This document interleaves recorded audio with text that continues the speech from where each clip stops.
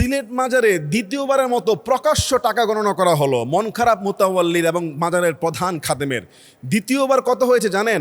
প্রথমবার তো আপনার যে ডিসি সরোয়ার সাহেব মাত্র 3 দিনে 18 লক্ষ টাকা পেয়েছে, এবার 18 দিন পরে পেয়েছে 47 লক্ষ টাকা। শুধু তাই না, 100-র উপরে ছাগল, গরু পেয়েছে একটা, 100-র উপরে ছাগল, স্বর্ণ, রূপা, ডলার, রিঙ্গিত, রিয়াল, দিনার, দিরহাম, কি নাই, ইন্দোনেশিয়ার মুদ্রাসহ ওখানে রয়েছে। এছাড়া তো হাঁস মুরগি আছে। মাজারের প্রধান খাদেমের একটা বক্তব্য দেখলাম, তিনি বলছে এভাবে চললে কষ্ট হয়ে যাবে। আহারে, 700 বছরের ইতিহাস ভেঙে দিয়েছে আমাদের ডিসি সরোয়ার আলম সাহেব। আপনি দেখেন তাহলে এই মাত্র 18 আর 3 দিনে যদি 65 থেকে 70 লক্ষ টাকা আসে, তাহলে মাসে কোটি টাকার প্লাস সিলেট শাহজালাল মাজারের টাকা আসে। এক ভাই, এক বড় ব্যবসায়ী সিলেটের ফাহিম সাহেব মনে হয়, উনি বলেছেন মাজারের টাকাগুলো বন্যাতদের পাশে দান করে দেন, হসপিটালের মধ্যে দান করে দেন। কেননা মাজারে এত টাকার কিসের প্রয়োজন ভাই?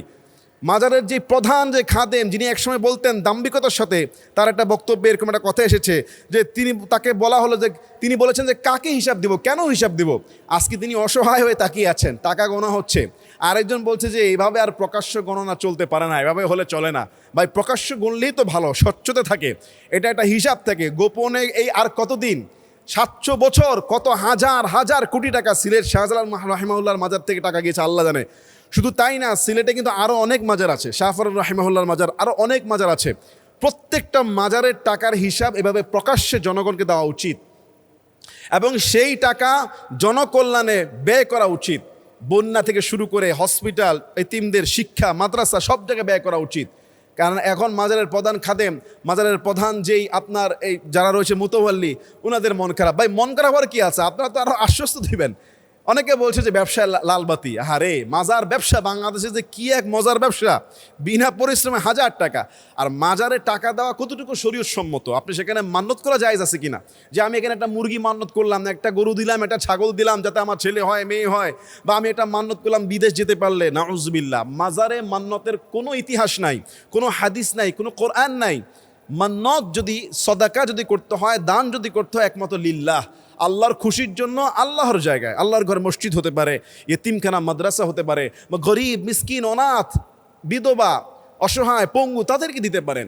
মাজারে তো যিনি শুয়ে আছেন বড় আল্লাহর ওলি, নিঃসন্দেহে আমরা প্রত্যেকে ওলি আল্লাহ মনে করি, তাদেরকে শ্রদ্ধা করি, ভালোবাসি। ওনারা তো ওনাদের প্রাপ্য অনুযায়ী চলে গিয়েছেন, ওনাদের নেকামল অনুযায়ী ওনারা ওনাদের অবস্থানে আছেন। তাহলে আপনি পয়সাটা কেন দিচ্ছেন, কাকে দিচ্ছেন? আপনার আমার বাবা মা কি আপনার মাজার ছাড়াই কি মাটির মধ্যে শুয়ে নাই? আমাদের দাদাদেরকে মাটির মধ্যে শুয়ে নাই?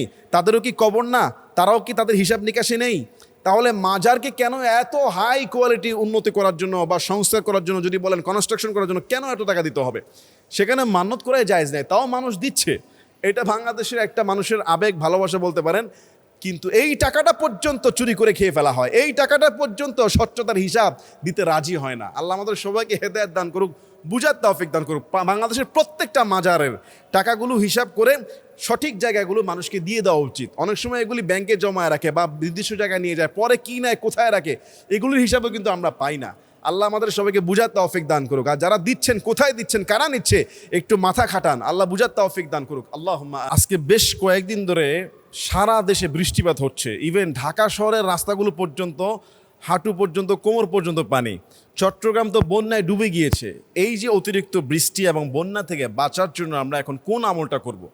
আসলে এই আমলটা এখন অত্যন্ত জরুরি। যেভাবে রাস্তাঘাট সব ডুবে যাচ্ছে, ফসলি জমি ডুবে যাচ্ছে, চট্টগ্রাম ডুবে যাচ্ছে, আর ঢাকা তো কি বলবো, নর্দমা, রাস্তাঘাট সব কিছু একাকার হয়ে গিয়েছে।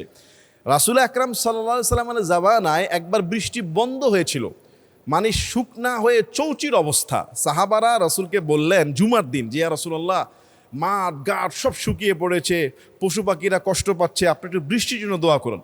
তো রাসূল হাত উঠিয়ে 3 বার বলেছে, আল্লাহুম্মা আগিসনা, আল্লাহুম্মা আগিসনা, আল্লাহুম্মা আগিসনা, আল্লাহ বৃষ্টি নাজিল করুন। রাসূল দোয়া করা মাত্র দেরি, সঙ্গে সঙ্গে সাহাবারা বলছেন একটা মেঘের খণ্ড এসে এমন বৃষ্টি হলো, সামনের 6 দিন সূর্যই দেখা গেল না। মানে এত বৃষ্টি হয়েছে যে মাঠ ঘাট, মদিনার রাস্তা, হাটপাট সব ডুবে গিয়েছে। পরের জুমায় রাসূল সাল্লাল্লাহু আলাইহি ওয়াসাল্লাম যখন আবার খুতবায় আসলেন, সাহাবারা বলছে, হুজুর সব ডুবে গিয়েছে, আপনি আল্লাহর কাছে দোয়া করুন বৃষ্টি বন্ধের জন্য এবার। তখন আল্লাহ রাসূল সাল্লাল্লাহু আলাইহি ওয়াসাল্লাম এটা দোয়া করেছিলেন। এই দোয়াটা এখন আমাদের প্রত্যেকের করা জরুরি, যাতে করে বৃষ্টি আমাদের এখন আর প্রয়োজন নাই। এত বৃষ্টি, রাসূল সাল্লাল্লাহু আলাইহি ওয়াসাল্লাম বলছেন যে আল্লাহুম্মা হাওয়ালাইনা ওয়ালা আলাইনা, আল্লাহুম্মা আলাল আকামি ওয়াজ-জিরাবি ওয়া বুতুনিল আউদিয়াতি ওয়া মানাবিতিশ শাজারি, মানে আল্লাহ এই বৃষ্টি আমাদের উপরে দিয়েন না, এটা আমাদের থেকে অন্য অঞ্চলে, আমাদের আশেপাশে পাহাড়ে, জঙ্গলে, পার্বত্য অঞ্চলে যেখানে আমাদের প্রয়োজন নাই সেখানে দেন আল্লাহ, যেখানে আমাদের দরকার নাই মানে সেখানে ওই জায়গাগুলোতে বৃষ্টি দেন। এখন আমাদের এখানে এই অঞ্চলগুলোতে বৃষ্টি দিই না, বৃষ্টিটা অন্য অঞ্চলে নিয়ে যান যেখানে দিলে আমাদের কষ্ট হবে না। এই জন্য এই দোয়াটা এখন আমাদের করা যে আল্লাহুম্মা হাওয়ালাইনা ওয়ালা আলাইনা, আল্লাহুম্মা আলাল আকামি ওয়াজ-জিরাবি ওয়া বুতুনিল আউদিয়াতি ওয়া মানাবিতিশ শাজারি। এই দোয়াটা রাসূলুল্লাহ সাল্লাল্লাহু আলাইহি ওয়াসাল্লাম যখন জুমার মিম্বারে দাঁড়িয়ে করলেন, সাথে সাথে বৃষ্টি বন্ধ হয়ে গেল। সুবহানাল্লাহ। এই জন্য আমরা যারা আছি এই দোয়াগুলো করবো ইনশাল্লাহ, জুমার খুতবা দোয়াগুলো নিয়ে আসবো। আল্লাহ যেন আমাদের দেশটাকে বন্যা থেকে, জলাবদ্ধতা থেকে মানুষকে যেন হেফাজত করে, আমাদেরকে হেফাজত করে দেয়। আল্লাহুম্মা আমিন। মানুষের বাসা বাড়িতে সাপ, বিচ্ছু, বিষাক্ত প্রাণী ঢুকে পড়ছে। এখন প্রশ্ন হলো, এই সমস্ত অনাকাঙ্ক্ষিত ঘটনা থেকে বাঁচার জন্য, সাপ বিচ্ছুর আক্রমণ থেকে বাঁচার জন্য আমরা কোন আমলটা করতে পারি? একটি আমল আছে, যদি কেউ ছোট্ট এই দোয়াটা সকালে 3 বার, রাতে 3 বার পড়ে, তাহলে ইনশাআল্লাহ সমস্ত রকমের সাপ, বিচ্ছু, ক্ষতিকারক প্রাণী থেকে আল্লাহ তাআলা তাকে হেফাজত করে দিবে। আপনারা দেখেছেন যে পানির মধ্যে সাপ ভাসতেছে, চট্টগ্রামের বন্যায় দেখছেন যে পানির মধ্যে সাপ ভাসছে, বিভিন্ন জায়গায় বাসা বাড়িতে সাপ ঢুকে পড়ছে, লোকালয়ে সাপ চলে আসছে। তো দোয়াটা কি? সকালে 3 বার, বিকালে 3 বার, আউযু বিকালিমাতিল্লাহি তাম্মাতি মিন শাররি কুল্লি মা খালাক। আমি আল্লাহর নামে তার সকল সৃষ্টির অনিষ্টতা থেকে আল্লাহর কাছে আশ্রয় চাচ্ছি। দোয়াটা আমি আরেকবার বলে দিচ্ছি, আউযু বিকালিমাতিল্লাহি তাম্মাতি মিন শাররি কুল্লি মা খালাক। সকালে 3 বার, বিকালে 3 বার। এটা পড়লে ইনশাআল্লাহ যাবতীয় সমস্ত রকমের আপনার সাপ, বিচ্ছু থেকে আল্লাহ আমাদেরকে হেফাজত করে দেবে ইনশাআল্লাহ। আল্লাহ আমল করার তৌফিক দান করুক। আল্লাহুম্মা আমিন। প্রায় সময় অনেক ভাইয়ের আমাদেরকে বলে, হুজুর যে হারাম রিলেশনশিপ থেকে কিভাবে মুক্তি পেতে পারি? অনেকে বলে, হুজুর যে আমি পর্নোগ্রাফিতে আসক্ত, কিন্তু আমি ছাড়তে চাই, ছাড়তে পারছি না। অনেকে আবার গোপন জিনা, ব্যভিচারে, বিভিন্ন রকমের অশ্লীল কাজে লিপ্ত। তারা বলে যে হুজুর আমি চাই ছেড়ে দিতে, কিন্তু পারছি না। এভাবে যখন আপনি পাচ্ছেন না, বা এইভাবে যখন চাইলেও পাচ্ছেন না, তখন আল্লাহর দরবারে ছোট্ট একটা দোয়া ছেড়ে দেন। ছোট্ট একটা দোয়া যদি কেউ রেগুলার আমল করতে পারে, ইনশাআল্লাহ হারাম রিলেশনশিপ বলেন, অশ্লীলতা, ব্যয়াপনা, পর্নোগ্রাফি থেকে শুরু করে যে কোনো খারাপ কাজ থেকে আল্লাহ আপনাকে হেফাজত করে দেবে। আমি এই দোয়াটা বলবো, যেটা রাসূলের শিখানো দোয়া, এবং এই দোয়ার মধ্যে 4টা জিনিস আপনি আল্লাহর কাছে চাইবেন। এই দোয়ার ভিতরে আছে, আল্লাহুম্মা ইন্নী আসআলুকাল হুদা ওয়াত-তুকা ওয়াল আফাফা ওয়াল গিনা।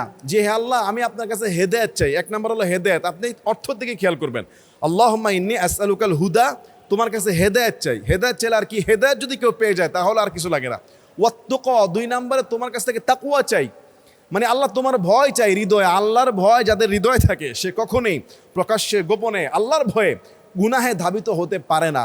ওয়াল আফাফা, আল্লাহ নৈতিক চরিত্র, উত্তম চরিত্র চাই, আল্লাহ নৈতিকতা চাই যেটার মধ্যে নীতি আছে।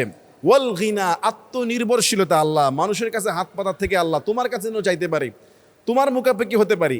এই 4টা জিনিস ছোট্ট দোয়ায় রাসূল নিজে পড়তে বলেছেন, আল্লাহুম্মা ইন্নী আসআলুকাল হুদা ওয়াত-তুকা ওয়াল আফাফা ওয়াল গিনা।